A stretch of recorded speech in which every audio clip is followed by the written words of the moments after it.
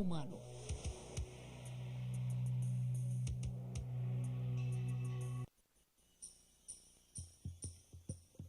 Um milhão de Romeus estão fazendo a corte. Eles disputam um óvulo humano. Pode ser o início de uma nova vida.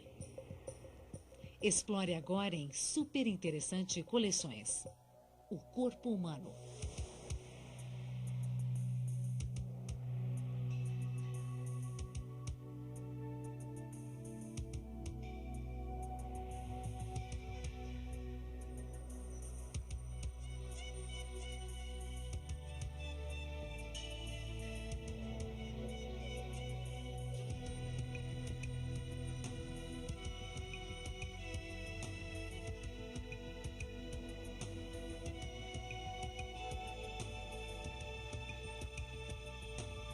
O corpo humano. Sexo, a atração vital.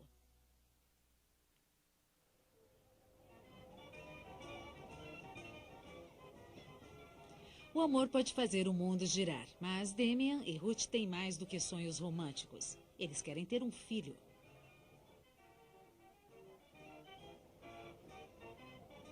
Estes jovens estão respondendo a um profundo estímulo biológico para garantir a sobrevivência da raça humana.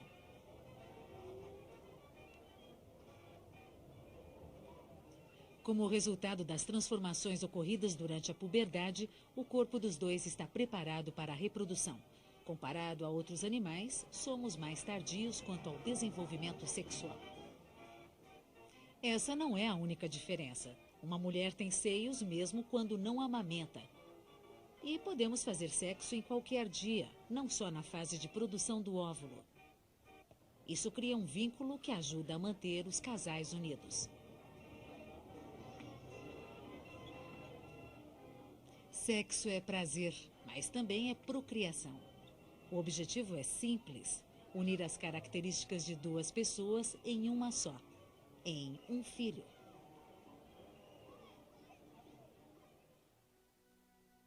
Todos nós carregamos a semente de uma nova geração. O espermatozoide de um homem é uma de suas menores células, mas sua cabeça contém o projeto de uma nova pessoa. A cauda empurra o espermatozoide ao encontro com o seu alvo, o óvulo. Este é envolvido com nutrientes e as substâncias necessárias para se dividir e crescer. É a maior célula do corpo humano, mas ainda assim é menor que a ponta de uma agulha. Apesar de todas as diferenças, o óvulo e o espermatozoide levam a mesma carga, a informação genética para uma nova pessoa.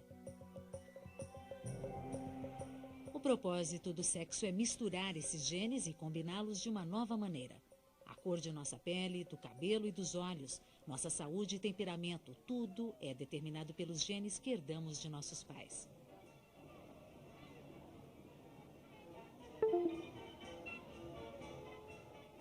Cada recém-nascido é único. Pela constante mistura do pacote genético, a evolução assegura que a espécie humana continuará mudando. A capacidade de reprodução começa na puberdade.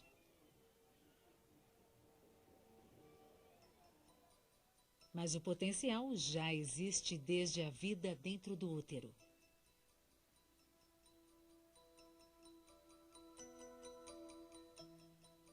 Uma mulher nasce com um estoque grande de óvulos.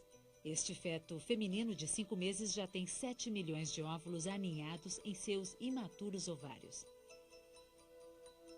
Na puberdade, restam apenas 300 mil. Os óvulos humanos morrem constantemente. A mulher tem apenas 30 anos de capacidade de engravidar. O homem nasce com sua fábrica de espermatozoides que só começa a funcionar na puberdade. Depois disso, nunca para. Em toda a sua vida, um homem produz espermatozoides suficientes para povoar muitas vezes o mundo.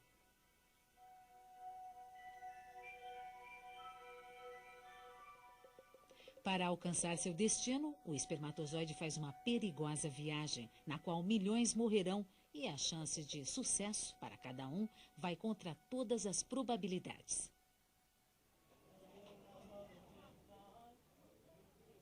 concepção é um jogo de azar. Os corpos encenam o ato sexual para permitir a união do óvulo e do espermatozoide.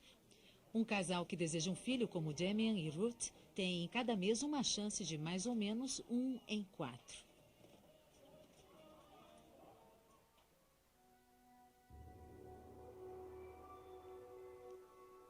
Na puberdade, a produção de hormônios sexuais aumenta. O estrógeno e a testosterona controlam o desenvolvimento dos seios, dos pelos do corpo e dos órgãos genitais. Esses mensageiros químicos transformam o corpo e a mentalidade. Surge uma novidade, a atração sexual. Os garotos começam a se interessar pelas meninas, que também passam a apreciar a companhia de rapazes. Os hormônios não só preparam nossos corpos para a reprodução, mas modulam também os sentimentos como a paixão. Primeiro passo: um rapaz conhece uma garota. Como ocorre a atração entre as pessoas?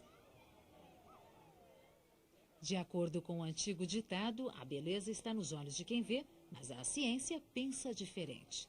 Todos partilhamos a mesma ideia do que faz um rosto ser bonito. Opera aí uma lei comum: a média. Cientistas selecionaram uma galeria de rostos comuns e os colocaram num programa de computador. O resultado desse trabalho foi um rosto que corresponde à média das pessoas numa certa faixa de idade. Foi este rosto médio masculino que as pessoas acharam o mais atraente, e aí está o retrato de uma mulher média segundo o computador. A busca de um padrão é provavelmente um recurso encontrado pela evolução para conseguir que a união dos genes tenha os melhores resultados. Mas antes do maquinário reprodutivo entrar em ação, existe todo um jogo de sedução.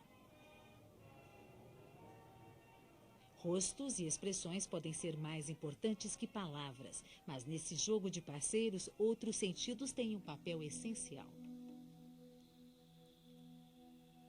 Amor e desejo têm sua linguagem própria.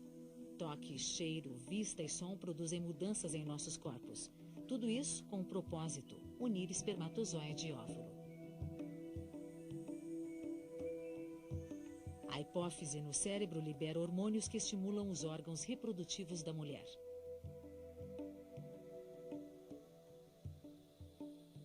Aqui está, próximo ao útero, pouco mais largo que uma pera, o alvo dos hormônios, um ovário. Em primeiro plano, a tuba uterina. Está montada a cena para a criação de um novo ser. O ovário contém centenas de milhares de óvulos. Eles permanecem dormentes até que, uma vez por mês, um sinal hormonal amadureça um deles. O óvulo pode esperar 40 anos para fazer sua estreia, desde a época em que a própria mulher estava no útero. Enquanto o óvulo está seguro no interior da mulher, a fábrica de espermatozoides está no mundo exterior. É um lugar perigoso, mas os testículos devem ficar frios. Os espermatozoides só podem ser produzidos numa temperatura de aproximadamente 1 grau abaixo da do corpo. Dentro dos testículos há centenas de metros de tubos, a fábrica dos espermatozoides. O aglomerado de caudas nesta seção é de espermatozoides maduros, esperando serem liberados. Em torno das paredes estão as células germinativas que se transformarão em espermatozoides. O processo completo leva cerca de 10 semanas. Os espermatozoides são produzidos a uma média de 1000 por segundo. Mais de 100 milhões são criados a cada dia.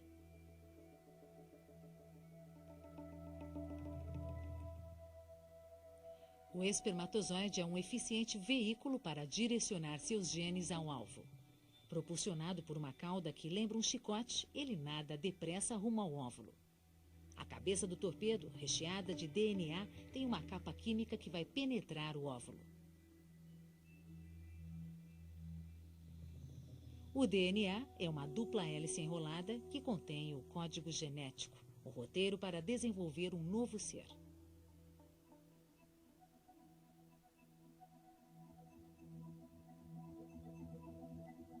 Estas informações ficam armazenadas nos cromossomos, que se encontram no núcleo do espermatozoide e do óvulo. As células que se tornam óvulos e espermatozoides nascem com 46 cromossomos, como todas as outras células do corpo humano. Essas células são divididas por um processo especial e passam a ter 23 cromossomos. Antes de se dividirem, passam por um processo de mistura, trocando informações genéticas para produzir uma única e nova combinação. Essa mistura garante a variedade da espécie humana. Com milhões de espermatozoides esperando nos testículos e o óvulo pronto para ser solto, está armado o cenário mensal para o encontro entre os dois. Para que ocorra uma relação sexual, o ponto de partida da procriação, os corpos do homem e da mulher passam por várias modificações movidos pela excitação.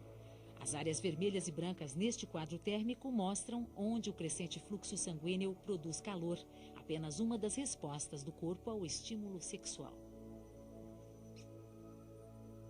Mudanças internas incluem dilatação de tecidos e lubrificação. A pele é o mais importante órgão de estímulo sexual. Nossos 2,5 metros quadrados de pele contêm 5 milhões de células tácteis, que enviam sinais sensoriais ao cérebro.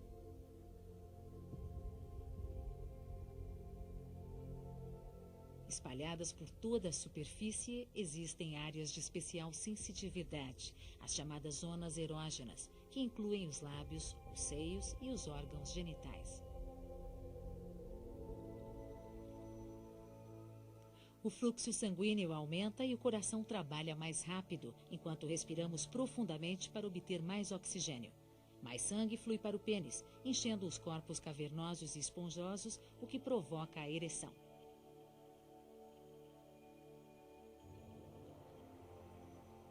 Os espermatozoides, até agora imóveis, começam a nadar.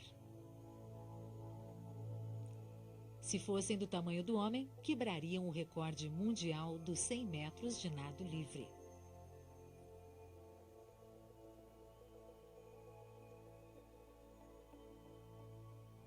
Na ejaculação, fazem uma maratona, o equivalente a um homem nadar 15 quilômetros. Cerca de 500 milhões de espermatozoides, fortalecidos por secreções especiais da próstata, são lançados na vagina da mulher. Aqui começa a grande corrida, um percurso repleto de obstáculos mortais.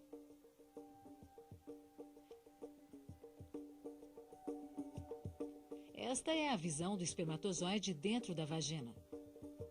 Ela é cheia de esconderijos e fissuras que os apanham. Este é o portal para o útero, a entrada para o colo. Os espermatozoides devem contorcer-se entre estas rudes células.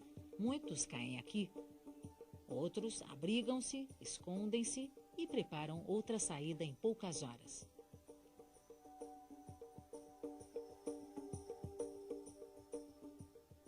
A vagina contém um ácido que a protege de germes. As bactérias não florescem aqui. Tampouco os espermatozoides. 100 milhões morrem imediatamente.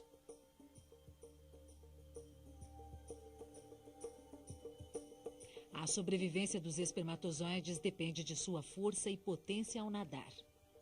A ejaculação os trouxe até aqui. Agora, eles estão por sua própria conta. Comparado com outros animais, o macho humano é pobre na produção de espermatozoides. Apesar do tamanho dos testículos, ele produz a mesma quantidade de espermatozoides de um hamster. Mais da metade deles pode ser anormal. Eis aí um espermatozoide de cabeça deformada. Outros possuem 2 caudas. Estranhamente, é uma desvantagem. Outros não possuem cabeça. A saúde do espermatozoide é vital, mas nenhum pode cumprir sua missão se não houver um óvulo à espera.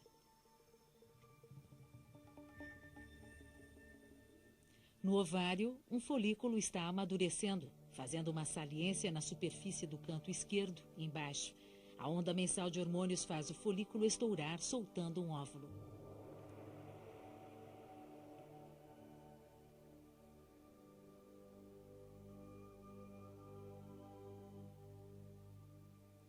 As fímbrias e os cílios no interior da tuba uterina funcionam como delicadas mãos que ajudam a empurrar o óvulo em direção ao útero.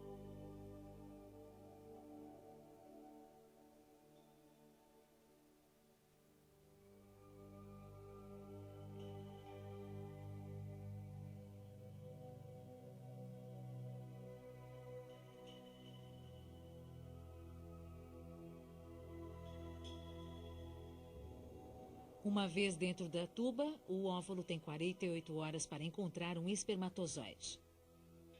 Apenas nestes 2 particulares dias, a cada mês, uma mulher pode engravidar.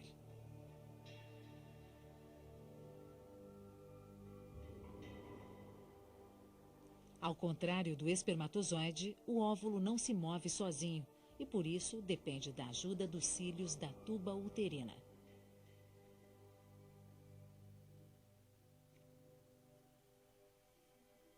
As paredes da tuba também o alimentam nessa lenta jornada até o útero. Para os espermatozoides sobreviventes, o obstáculo seguinte é o colo, a estreita entrada para o útero. Ele pode ser bloqueado por uma tampa mucosa. Esta pegajosa barreira protege a mulher de bactérias que podem invadir seu útero. Micróbios não conseguem penetrar sua fina estrutura. Tampouco estas hordas de espermatozoides.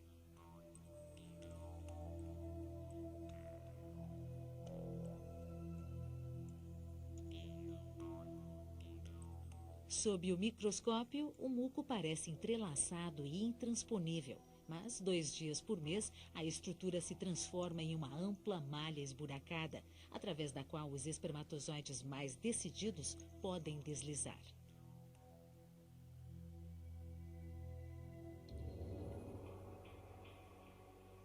Este oceano interestelar é o muco do colo, transformado em cristais.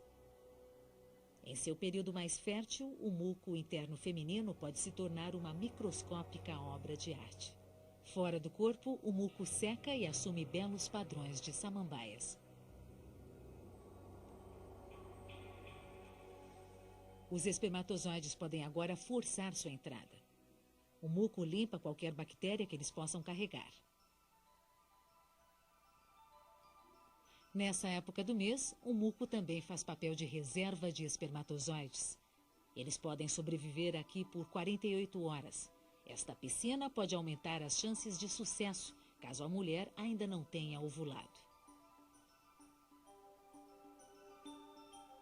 A excitação feminina também ajuda o esperma. Quando ela alcança seu clímax, cai a pressão em seu útero, sugando o esperma através de seu colo e dirigindo-o para a fertilização.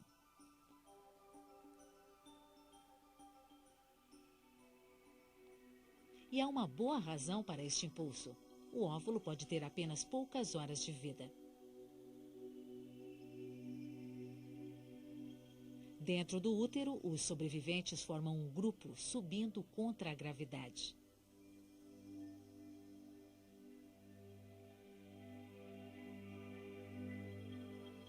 O ambiente mórbido da vagina já ficou para trás. Os espermatozoides agora estão em território mais favorável.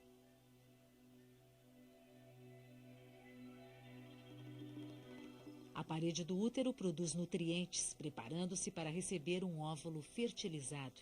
Isso também ajuda os espermatozoides enquanto descansam no útero.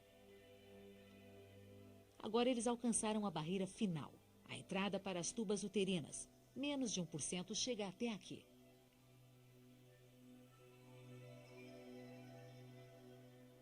Agora devem se decidir em qual tuba entrar. Apenas uma carrega um óvulo e metade dos espermatozoides toma o caminho errado. Pode ser uma questão de sorte, mas há estudos mostrando que os óvulos emitem algum sinal químico para guiar a sua cara metade.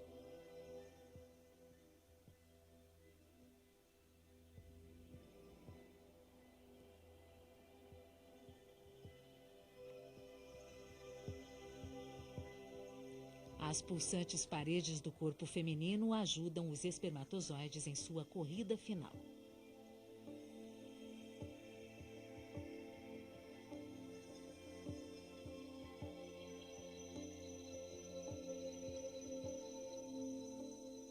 Óvulo e espermatozoides estão a milímetros de distância e se aproximando.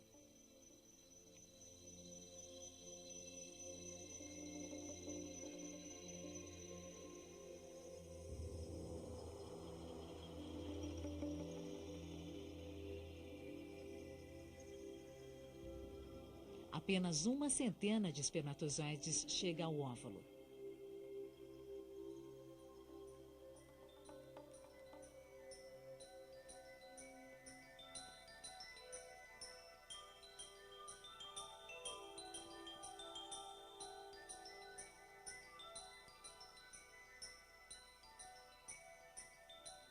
Uma vez aí, os sobreviventes vão à luta. Os espermatozoides tentam freneticamente romper a camada externa.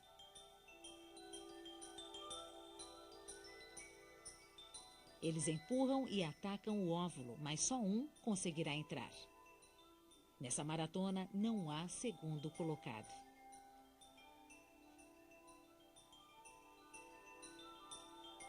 O bem-sucedido espermatozoide liga-se à superfície do óvulo. Uma explosiva carga de enzimas em sua cabeça abre o caminho. Esta onda de cor marca o momento. É um sinal químico atravessando o óvulo. Imediatamente, a parede do óvulo endurece, evitando a entrada de outro espermatozoide. Após algumas horas de fertilização, os cromossomos começam a se parear, 23 vindo da mãe e outros 23 do pai. Juntos formam uma célula humana de 46 cromossomos. A combinação dos genes é nova e única.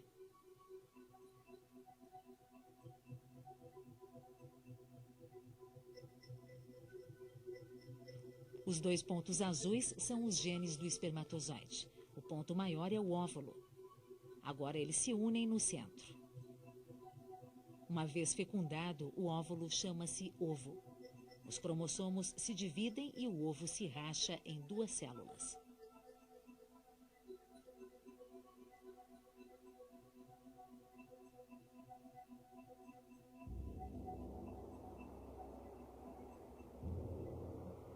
Após algumas horas, cada um se divide novamente, formando então 4, 8, 16 células. As primeiras entre as milhões de divisões que formarão o feto. Nesse estágio, as células continuam menores do que a ponta de um alfinete. Mas o sucesso ainda não está garantido. Metade de todos os óvulos fertilizados não alcançam o útero. Perdem-se com o ciclo menstrual. Se tudo correr bem, no 7º dia o embrião já estará crescendo no interior do útero. Começa uma nova vida.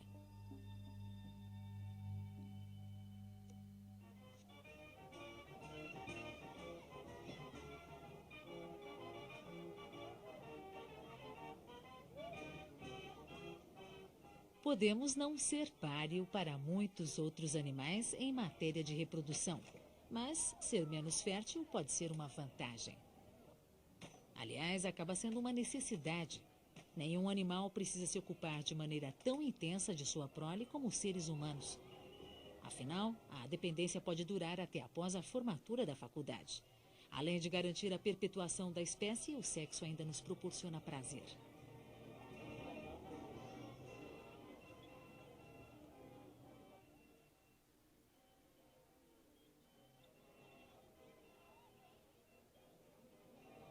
Por mais desmistificada que seja a união do homem com a mulher, quando dela resultar uma nova vida, não deixa de ser um pequeno milagre.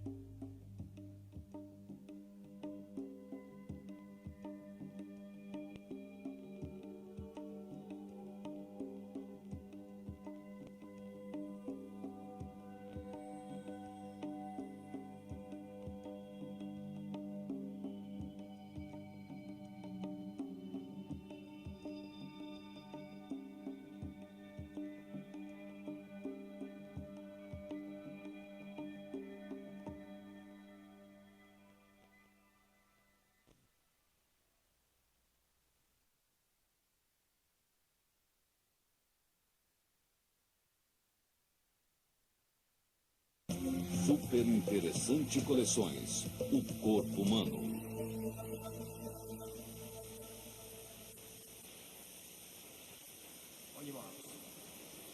Você tem dentro do seu corpo uma máquina prodigiosa.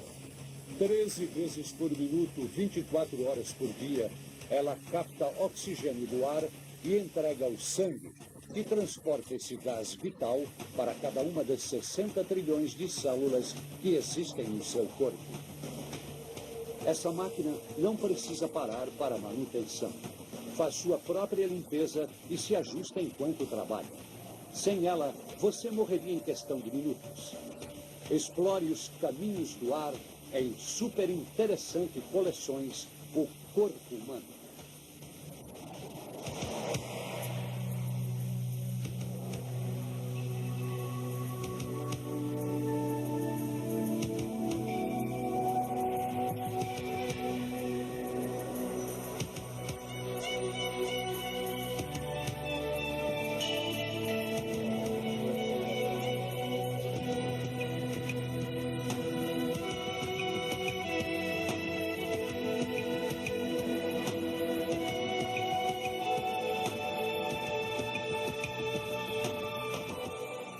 O corpo humano, respiração, os caminhos do ar.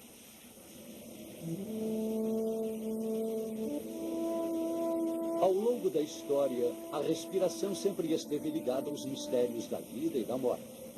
O ar que você respira é tão importante quanto a comida ou a água, mas é totalmente invisível. Você só pensa na respiração quando ela se torna mais difícil. Sem a quantidade suficiente de oxigênio, o seu corpo deixa de produzir energia e você desmaia, ou pode até morrer.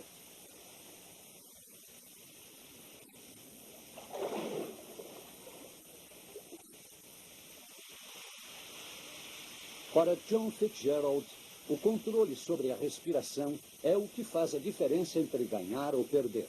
Ele é um nadador olímpico. Hoje, ele vai nadar contra o relógio como parte do seu programa de treinamento intensivo. Durante a difícil prova dos 1.500 metros, as células dos seus músculos vão precisar de muito mais do que o suprimento normal de oxigênio. Os músculos estão em boa forma, mas o fator decisivo são os pulmões.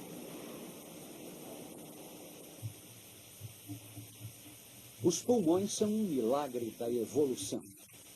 Eles se especializaram para levar a maior quantidade de oxigênio para o sangue. Ocupam 90% do peito. Os pulmões são leves e esponjosos, formados por milhões de pequenas ramificações por onde passa o ar. Se fosse possível espalhar esse labirinto de tubos, eles ocupariam o espaço de uma quadra de tênis. Apesar disso, eles pesam apenas pouco mais de 1 quilo. Os pulmões estão repletos de vasos sanguíneos que absorvem oxigênio do ar.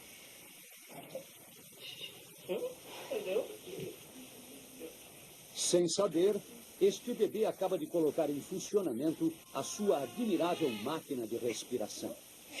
Ele vai respirar mais de 400 milhões de vezes durante sua vida.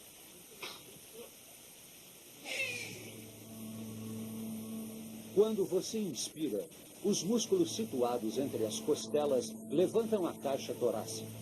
Um músculo chamado diafragma embaixo dos pulmões se move para baixo. Juntos, esses dois movimentos permitem a entrada de ar nos pulmões, que então se inflam como uma bexiga. A expiração acontece quando os músculos se relaxam. Automaticamente o ar sai dos pulmões. Por dentro, o pulmão é muito frágil e delicado. Numa cidade grande, você pode respirar mais de 1 trilhão de partículas de sujeira e poluição em um único dia. Em algumas metrópoles, o ar é tão poluído que as crianças precisam usar máscaras para proteger seus pulmões. Mas o corpo tem suas defesas. O seu nariz está cheio de pelos que retêm a poeira e as partículas maiores de poluição.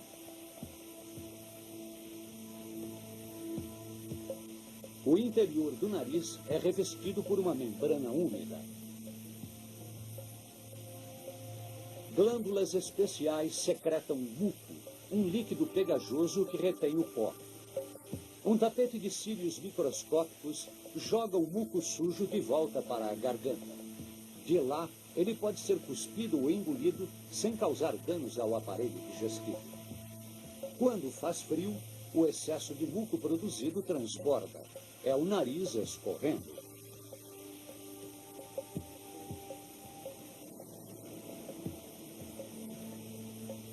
O sistema de defesa dos pulmões tem um ponto fraco.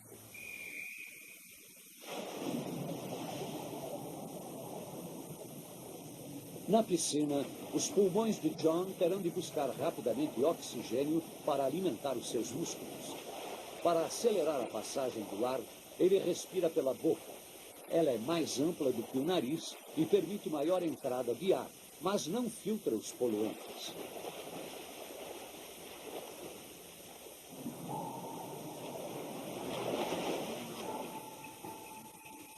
As passagens da boca e do nariz se juntam atrás da garganta, acima da laringe, onde estão as cordas vocais. Esta é a entrada para os pulmões. Ela é protegida por uma dura saliência, a epiglote, que evita com que a comida ou a água desçam pelo lado errado.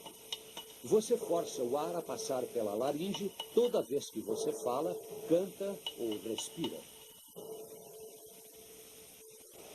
Quanto mais os músculos trabalham, mais precisam de oxigênio. O metabolismo é uma forma de combustão de nutrientes, gerando energia e calor. As reações bioquímicas do metabolismo produzem uma espécie de lixo, que é o gás carbônico. Para chegar aos pulmões onde é exalado, o gás carbônico viaja através do corpo pelas veias, dando ao sangue a cor escura. Abaixo das cordas vocais, a traqueia é reforçada com anéis de cartilagem que mantêm a passagem sempre aberta. Ela também é forrada por pelos microscópicos que agem como uma correia, levando o muco sujo de volta para a garganta. Você ajuda a defender seus pulmões quando limpa a garganta ou quando tosse.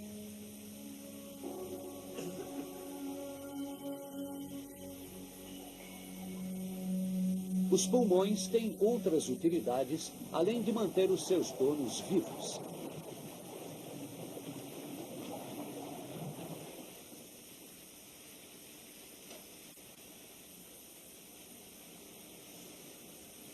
Soprando bem forte, Maria consegue injetar mais de 5 litros de ar na boia.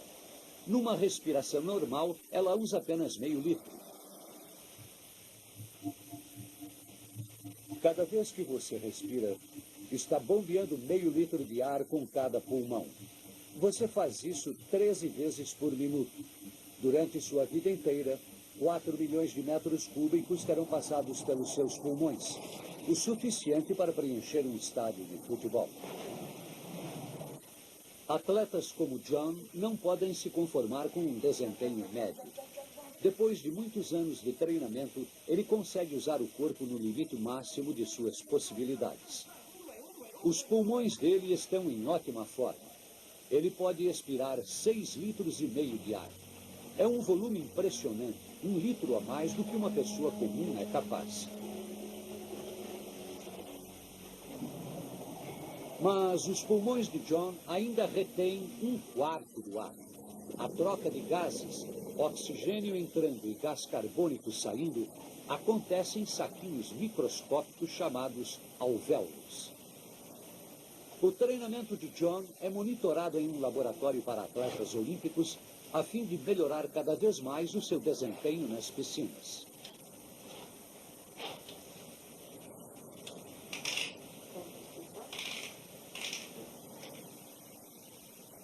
Um computador analisa os dados do seu corpo, o seu batimento cardíaco, a potência de seus músculos e, principalmente, o seu consumo de oxigênio. 3, 2, 1, go.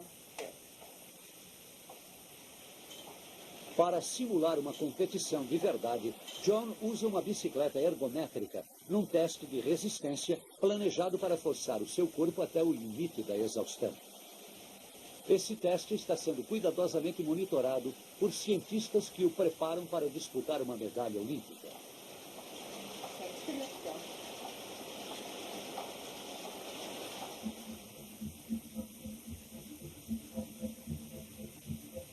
Uma máquina empurra o ar para dentro do corpo.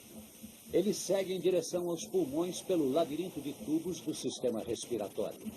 As passagens de ar se dividem várias vezes até as menores ramificações. Nessa prova, John deve regular o ritmo de sua respiração de acordo com as necessidades da competição. Para vencer, ele precisa transportar o ar para dentro e para fora dos pulmões com a máxima eficiência. Na medida em que John se esforça, aumenta o seu consumo de oxigênio. Cada vez que ele respira, seus pulmões absorvem moléculas de ar numa enorme quantidade. Apenas 1/5 são moléculas de oxigênio. O restante são principalmente moléculas de nitrogênio, um gás neutro que passa pelos nossos pulmões sem se alterar. Dentro dos pulmões de John, as paredes dos tubos de ar pulsam acompanhando o batimento do coração. O ritmo aumenta enquanto seu coração vai bombeando cada vez mais sangue para o corpo.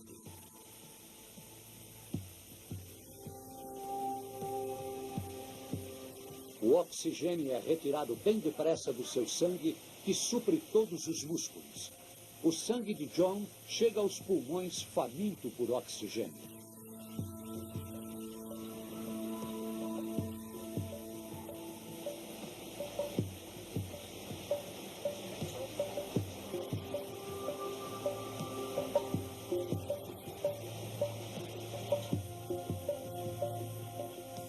As células de John pedem mais oxigênio.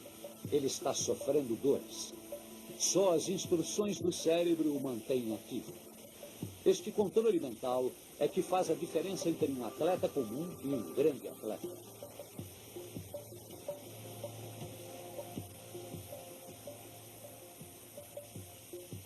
O labirinto de ramificações das passagens de ar termina em pequenos tubos, cada um com um saco em miniatura, o alvéolo.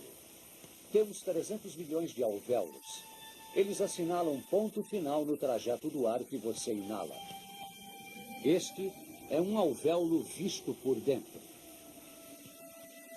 Ele mede cerca de 0,2 milímetros e suas paredes são muito finas.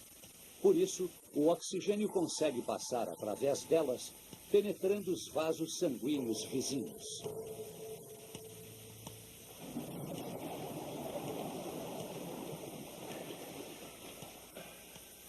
O papel do sangue no transporte de oxigênio é tão importante que metade do coração se ocupa apenas da tarefa de bombeá-lo para os pulmões.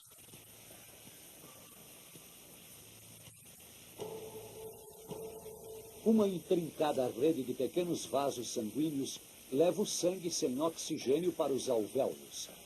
Esta é uma das mais densas redes de vasos sanguíneos do corpo. Minúsculos vasos capilares estão em volta de cada saquinho de ar. O oxigênio nos alvéolos difunde para o sangue das imediações. Toda vez que estas células captam as moléculas de oxigênio, o sangue torna-se vermelho vivo.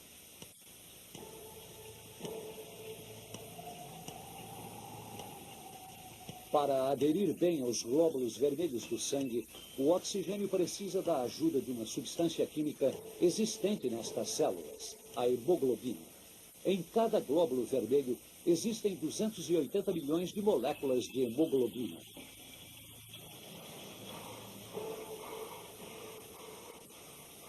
Cada indivíduo possui 300 bilhões de microscópicas células contendo hemoglobina. Se elas fossem enfileiradas lado a lado, alcançariam a metade do caminho até a Lua.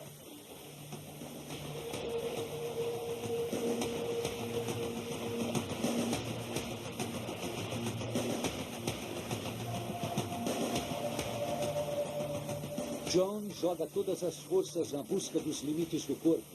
Enquanto isso, suas células pedem mais e mais oxigênio. O sistema circulatório tenta ajudar, levando os glóbulos vermelhos mais depressa. Estes pequenos e flexíveis discos parecem rosquinhas com um buraco no centro.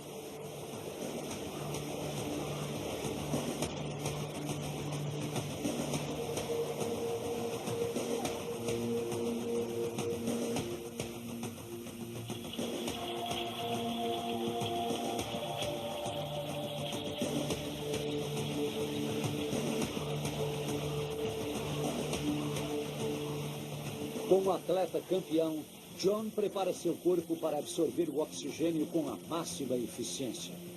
Neste teste, sua absorção de oxigênio chega a 25 vezes o nível normal.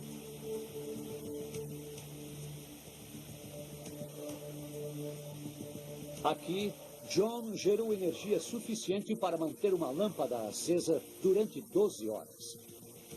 Agora, ele sabe até onde pode chegar.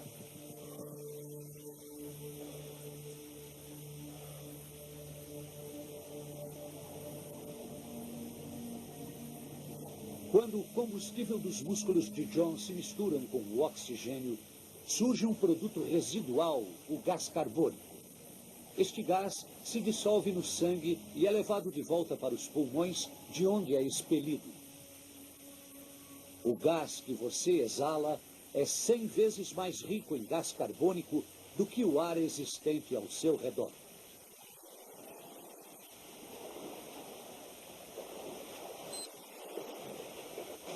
John nada para vencer, mas às vezes você precisa nadar para sobreviver. O corpo humano só retém uma limitada quantidade de oxigênio nos pulmões e na corrente sanguínea.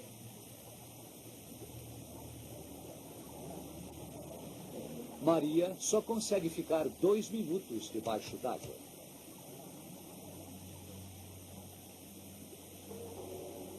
Ela precisa usar todo o precioso oxigênio estocado em seu corpo.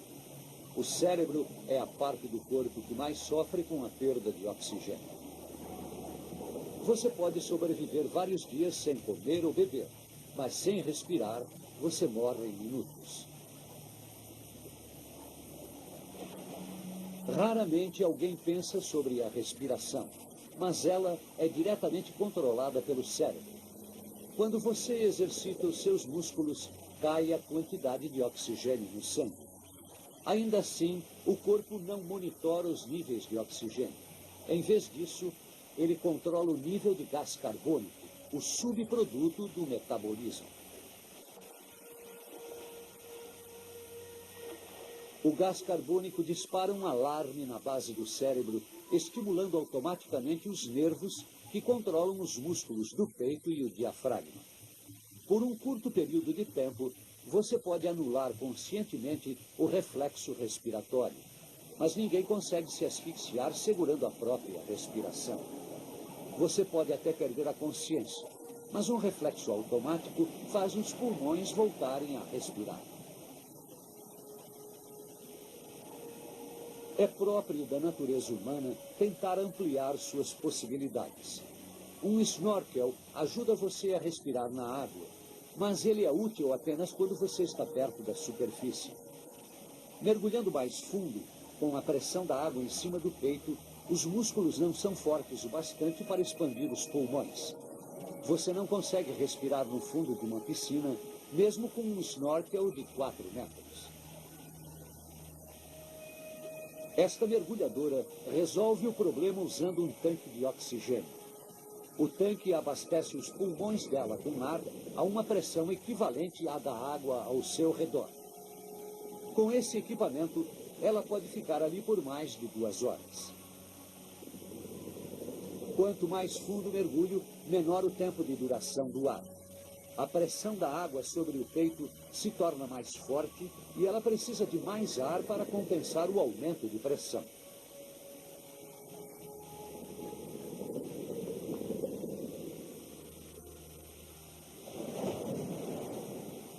Mergulhadores podem trabalhar a 300 metros de profundidade, onde a pressão da água é muito grande.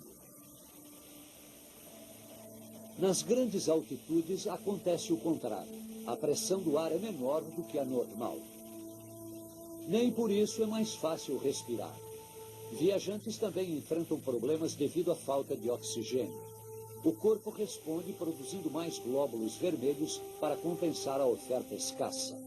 Depois de algum tempo, os seres humanos podem se adaptar e viver a 5.000 metros de altura.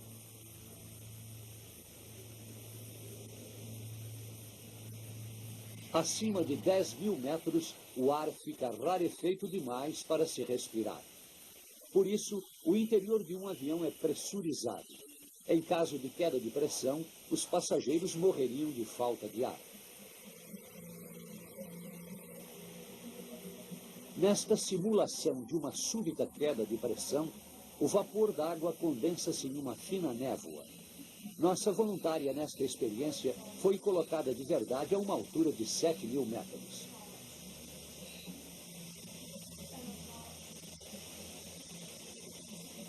O objetivo da experiência é testar a agilidade mental da voluntária. Ela precisa identificar a pilha de cartas na frente dela. Apesar de achar que está bem, ela começa a cometer erros apenas 1 minuto depois de começar.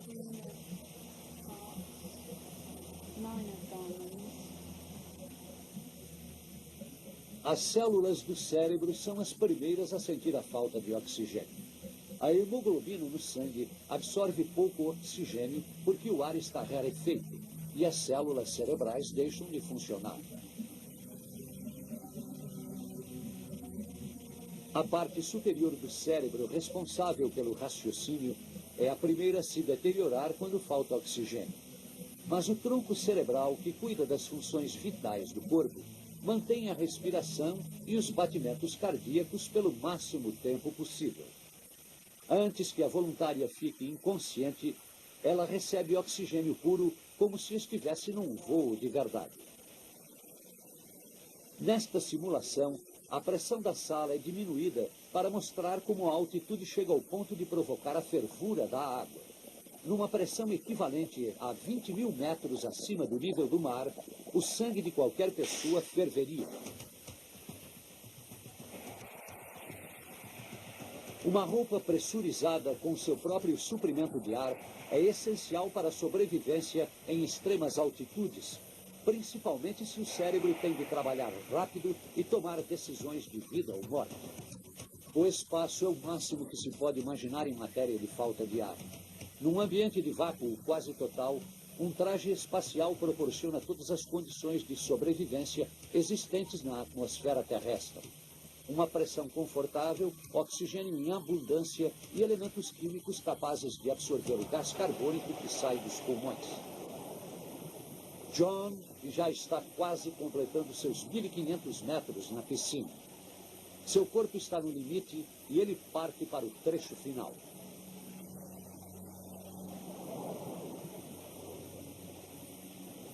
É a hora de usar as últimas reservas de energia. John respira tudo o que pode. Ele é um atleta fora do comum, mas o sucesso depende muito da simples respiração. Afinal, sem um fôlego de campeão, os músculos não chegariam à vitória.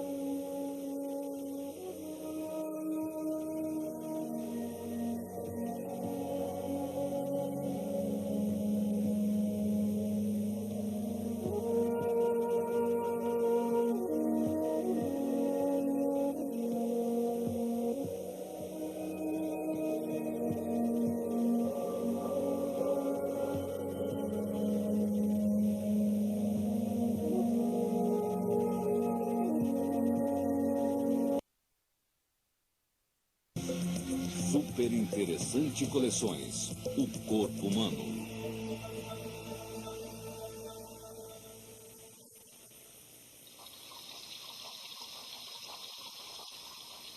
Você abriga um exército pronto para entrar em combate.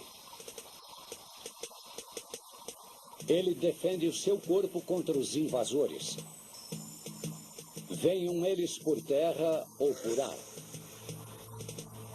Ergue suas barricadas e protege você contra um ambiente hostil. Veja como funciona o sistema imunológico em super interessante coleções O Corpo Humano.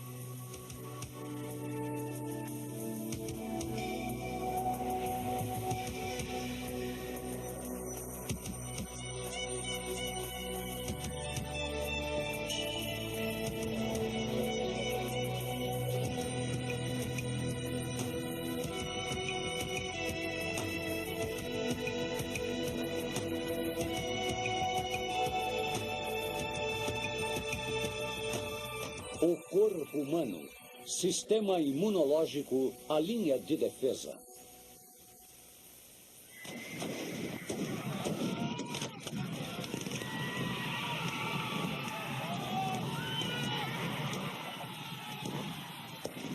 Esta batalha é o mais perto que Graham chegará de uma guerra de verdade, mas ainda assim esse pacato cidadão pode ser considerado um herói.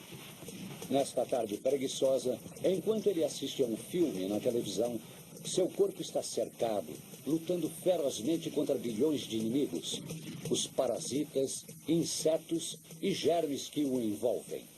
O corpo humano desenvolveu suas próprias linhas de defesa, um exército microscópico de células com funções especiais. Elas bloqueiam ataques, destroem invasores e até reparam danos. A vida no século XX parece muito fácil, mas ainda assim, sem este exército invisível, você não sobreviveria.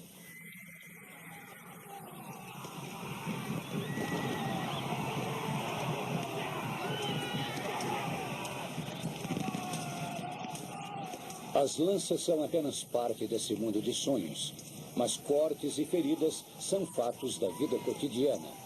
A pele é a primeira linha de defesa que você tem. Se ela for rompida, seu corpo mobiliza tropas na hora para a defesa e a cura. O sangue contém todos os ingredientes de uma caixa de primeiros socorros. Veja agora o que tem lá dentro numa visão ampliada. Plaquetas para tapar a ferida. Glóbulos brancos para remover sujeiras e atacar bactérias. É assim que um corte no braço sara num período de 4 semanas.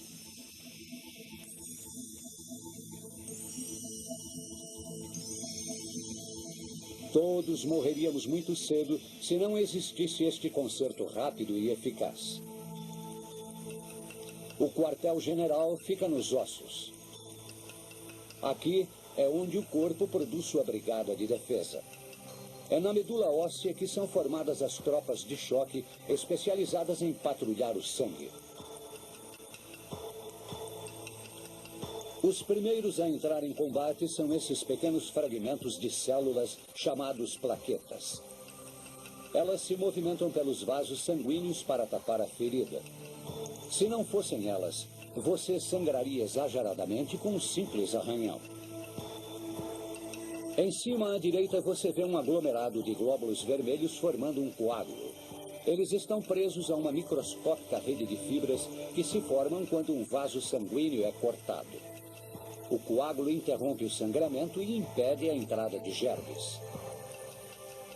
Os glóbulos brancos no sangue já foram convocados. Agora eles se movem para a frente de batalha.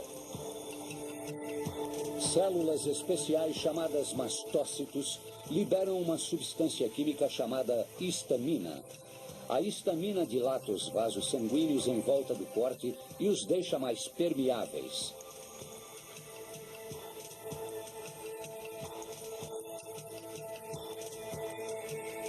As células de defesa podem então sair da corrente sanguínea e penetrar no local danificado. Entre essas células estão os macrófagos, que removem sujeira ou germes que invadiram a pele rompida.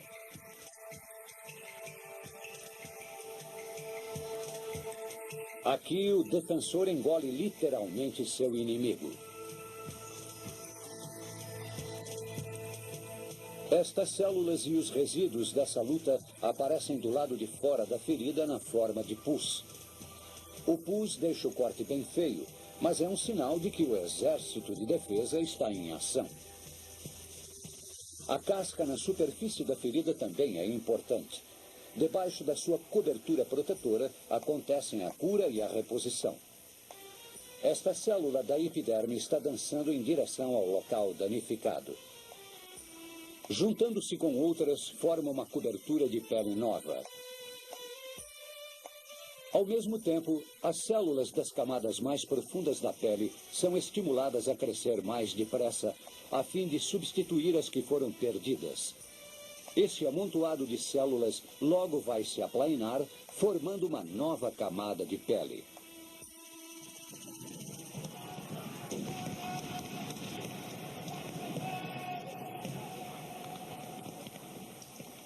Felizmente para o nosso dorminhoco, esta cena de batalha é só um sonho. Mas o corpo nunca está livre de um ataque. Esta casa confortável não é uma fortaleza. Ela parece limpa, mas está cercada de bandidos invisíveis. Dentro da almofada existem os ácaros, aqui ampliados 100 vezes. Estes monstros sem olhos dividem a mesa e a cama, mesmo com os indivíduos mais exigentes em matéria de limpeza. Cortinas e roupas de cama, tapetes e almofadas, tudo isso constitui o ambiente ideal para o ácaro. Um simples travesseiro pode abrigar milhões deles. Até um ursinho de pelúcia pode ser o seu hospedeiro. Os ácaros se alimentam de células mortas que a pele de cada um de nós está soltando o tempo todo. O perigo são as suas fezes, que podem desencadear uma crise de asma quando inaladas.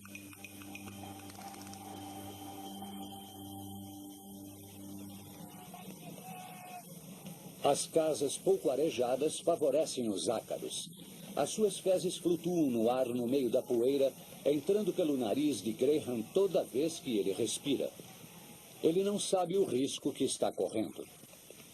E os ácaros não são as únicas criaturas nocivas que vivem com ele sob o mesmo teto.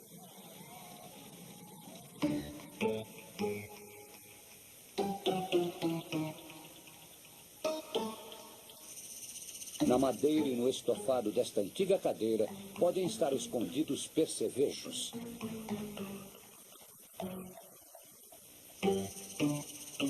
Nossos bichos de estimação também têm seus inquilinos. As pulgas que se alimentam de sangue humano. O efeito mais conhecido da mordida de pulgas é a coceira, mas estes insetos podem espalhar doenças mortais, como a peste bubônica. Na Idade Média, a peste negra matou 1/3 da população da Europa. Foi propagada pelas pulgas. Mesmo o mais aciado dos humanos serve de abrigo para criaturas nocivas. Esses minúsculos inquilinos moram na garganta, no nariz ou nas dobras de pele. Este é um ácaro humano enormemente ampliado, e na ponta deste bigode, outro ácaro passeando tranquilamente através dos pelos. No calor da cozinha de Graham, milhões de seres ainda menores também estão à procura de casa e comida.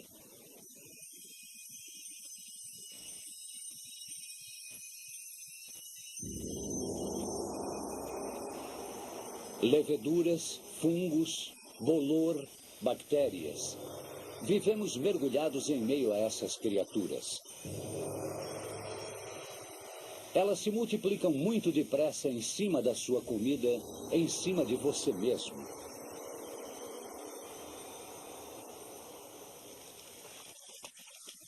Graham pode se refrescar com um banho, mas ele não fica livre dos germes. O sabonete e a água removem o pó e a sujeira. Mas, por mais que ele esfregue o corpo, ainda ficarão bilhões de leveduras e bactérias, moradores permanentes da pele humana. Esta imagem fantasmagórica mostra as colônias de bactérias que sobrevivem em sua mão, mesmo depois que você esfrega com força.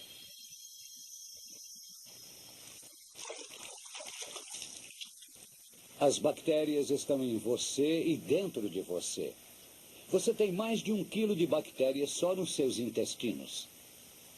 O rosto, o pescoço e as axilas são os lugares onde eles estão presentes em maior quantidade.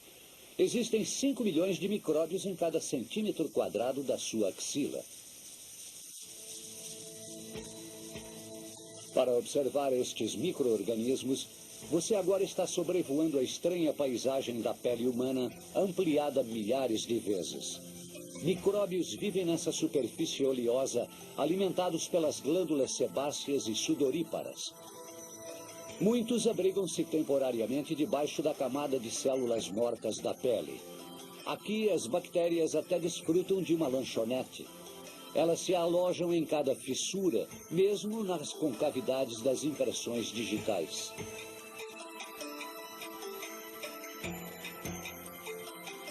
Os fungos preferem os ambientes úmidos, como os pés e as virilhas. As bactérias existentes entre os dedos dos pés revelam sua presença ao exalar gases com um cheiro muito forte. Estes micro-organismos de cheiro ruim pertencem à mesma família das bactérias utilizadas pelos fabricantes do queijo tipo brie e que lhes dão um odor característico. Mas as bactérias não moram na sua pele de graça. Elas pagam uma espécie de aluguel, protegendo você e evitando que bactérias nocivas ocupem o lugar delas. Na superfície da sua pele existem bactérias perigosas, como o estafilococo e o streptococo. Quando se multiplicam na corrente sanguínea, podem até matar. Mas você tem aliados microscópicos para a sua defesa. O dia inteiro, o tempo todo, esses micróbios amigos vão combater em seu favor. Eles são o posto avançado do mecanismo de defesa interna do corpo.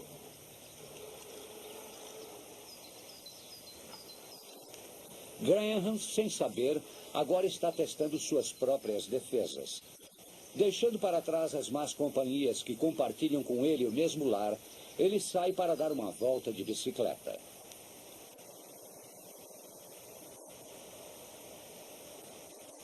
Longe das imensas colônias de ácaros e micróbios, ele deveria estar seguro, mas ainda assim as defesas do corpo de Graham permanecem em alerta.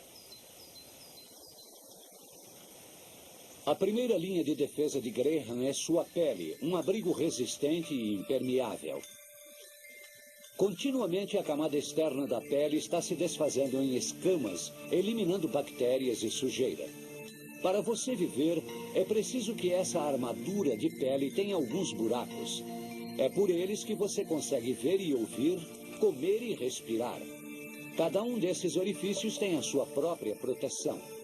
Pelos nos ouvidos evitam a entrada de sujeira. A cera tem um efeito protetor contra os micróbios. As lágrimas contêm um antisséptico muito poderoso. É muito raro alguém ter uma infecção no olho. O nariz é um lugar especialmente delicado. Os pelos nas narinas apanham alguns invasores. E nas passagens nasais, o muco imobiliza os bichinhos que conseguirem entrar. Os caminhos do sistema respiratório contêm milhões de pelinhos microscópicos, chamados cílios, que capturam a maior parte dos invasores. Mas sempre tem algumas coisas que essas defesas não conseguem barrar. Os pulmões são um ponto particularmente sensível. A fumaça dos cigarros e das chaminés das fábricas, a fuligem dos carros, o pólen e a poeira, tudo isso pode atravessar as defesas do seu corpo e se alojar dentro dos pulmões. Nesse recanto sossegado, o ar parece puro e saudável, mas Graham não está a salvo dos perigos. Pólen, ácaros e muitos outros invasores podem penetrar no nariz dele, provocando uma reação alérgica. As alergias são um problema que afeta muitas pessoas. Você espirra por causa de uma reação exagerada do seu sistema imunológico. Até o começo deste século, parasitas como estes vermes viviam nos intestinos humanos. Nossos corpos desenvolveram meios de atacá-los. Quem tem rinite alérgica reage a substâncias como pólen e ácaros como se estivesse protegendo-se destes vermes. Os mastócitos, vitais para reparar os danos, entram em ação nas mucosas dos olhos, do nariz e dos brônquios. Eles secretam histamina, uma substância que provoca lágrimas e faz o nariz escorrer.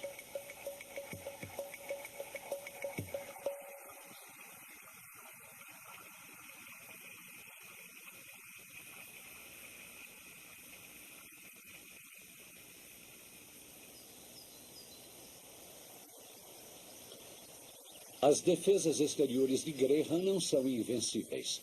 Sua pele é resistente, mas pode sofrer danos. Sem o sol não haveria vida na Terra. Por mais amigos que sejam os raios ultravioleta, eles também queimam e envelhecem a pele. Esses raios podem causar câncer de pele, uma doença grave que vem aumentando bastante. Essa armadura pode ser rompida de outros modos por predadores que não esperam uma abertura para atacar. Insetos sanguessugas espalham doenças.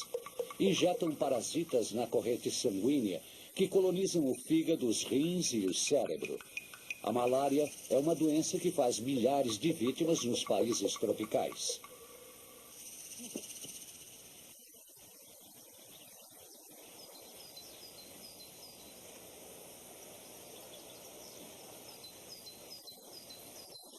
O corpo de Graham conseguiu repelir todas as ameaças que espreitavam ao ar livre, assim como os inimigos domésticos. Ele nem sabia o perigo que estava correndo. Estava dormindo tranquilamente. Foram necessários 2 milhões de anos de evolução para que o corpo de Graham pudesse sobreviver ao impacto de um tombo de uma bicicleta ou até mesmo a um corte na hora de se barbear.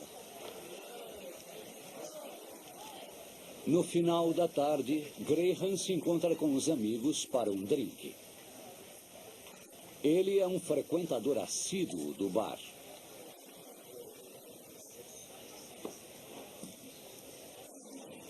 Agora, o seu sistema imunológico enfrenta mais perigos.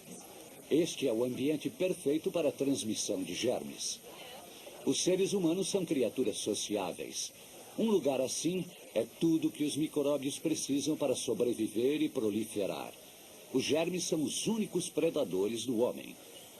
Em um bar lotado, é difícil não inalar o bafo de outras pessoas, junto com vírus ou bactérias.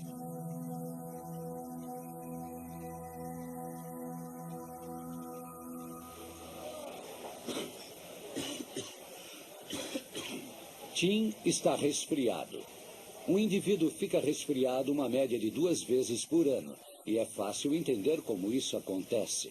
A cada tosse ou espirro, ele dispara milhões de vírus num raio de 5 metros, mais depressa do que a velocidade do som. Você também pode pegar um resfriado pelo contato.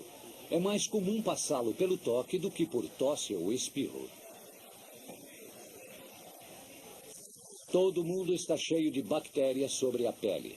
Essas bactérias são transferidas para outras pessoas, junto com as células mortas da pele, que se desprendem o tempo todo. Para mostrar o que acontece com as bactérias alojadas no corpo de Tim, colocamos um corante fluorescente nas mãos dele. Agora você vai ver essa cena de novo com uma luz ultravioleta. Algumas bactérias para Judy, outras para os amendoins, um pouco mais para Judy,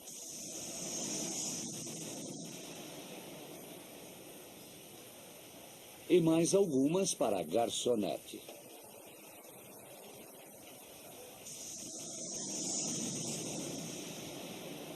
Alguns dos micróbios de Tim podem ser eliminados por antibióticos. Bactérias como esta literalmente explodem. Mas antibióticos não atingem os vírus que causam, por exemplo, pólio, AIDS, hepatite. Essas doenças fazem estragos terríveis. Em 1919, a gripe espanhola matou mais do que a Primeira Guerra Mundial. Este é um retrato computadorizado de um vírus do resfriado. É uma das formas de vida mais primitivas. Os vírus não sobrevivem muito tempo fora das células porque não conseguem se reproduzir sozinhos. Aqui você vê um vírus invadindo uma célula humana. Uma vez lá dentro, ele ataca o mecanismo de controle da célula e se aproveita dele para fazer milhares de cópias de si mesmo. A célula explode em muitos pedaços, cada um deles levando de carona pelo menos um vírus. Soltos dentro do corpo, os vírus logo invadem outras células e assim a infecção se espalha. Esta é uma célula em sua agonia final, infectada por um vírus da gripe. A célula se atrofia e morre.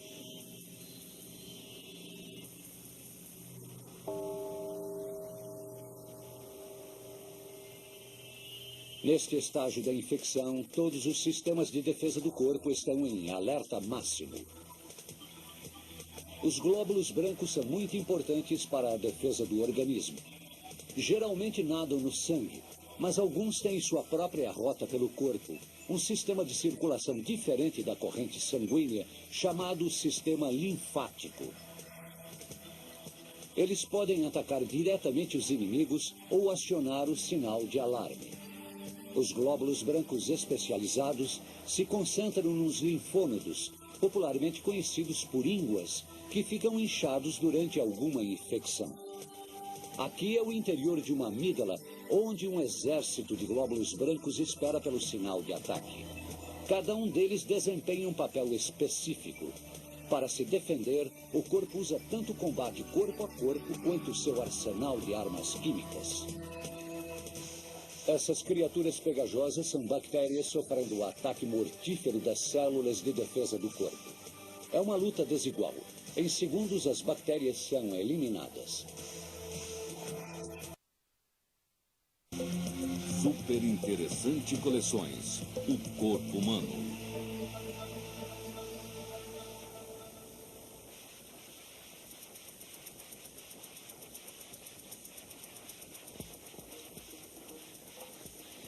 Dentro de você existe um sofisticado laboratório, um exército de mensageiros químicos que influenciam a sua vida de centenas de maneiras diferentes. Os hormônios correm pelo corpo humano 24 horas por dia. Eles controlam os mecanismos básicos como a fome, a sede, o sono e a disposição física. São eles que ajudam você a reagir nos momentos de tensão ou de perigo. Eles controlam cada segundo da sua rotina, disparando as mensagens que regulam o seu ritmo. Eles influenciam tudo, até mesmo o desejo sexual. Conheça agora o relógio químico do seu organismo em super interessante coleções. O corpo humano.